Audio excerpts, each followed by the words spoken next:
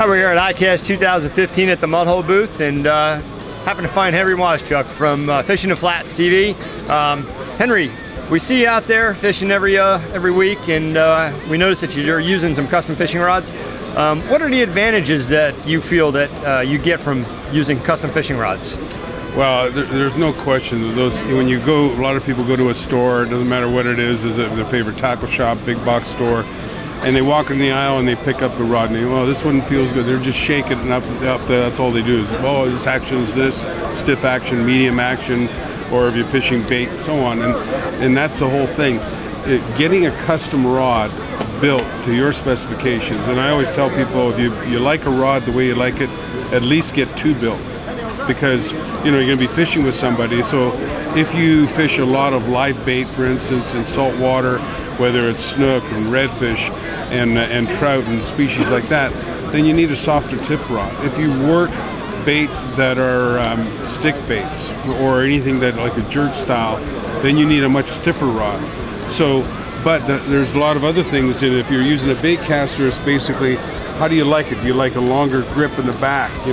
What kind of grip do you like? I mean, these are some of the newer grips that you guys are producing at Mudhole, so you can build a specific rod for all those kind of needs. And I tell people, it's not that much more money to get a rod builder to do it. In fact, it's less expensive if you build your own. And I mean, you guys have the tools, amazing. I mean, very inexpensively for $70, $80, you're all set to go to build your own rod. And you can make it fancy or make it black, and that's it, depending on what you want. But I think it's more the feeling and the action, the species that you fish for. And there are a lot of rods out there that you can use both in freshwater for bass fishing and then also use them for saltwater. So you don't go, oh, I'm fishing this species and that. If you really concentrate, well, I need this kind of rod. Same thing with length. Some people like a 7'6" rod. Some go down to 7'2", 7'3". They go like, you can do whatever size you want. And a lot of times it's really good to go to an expert and ask them a couple of questions, because you might specify that, hey, I'm fishing this species, I'm having poor success, I can't get the hook into this fish. Probably you don't have the right, rod action for that lure that you're using.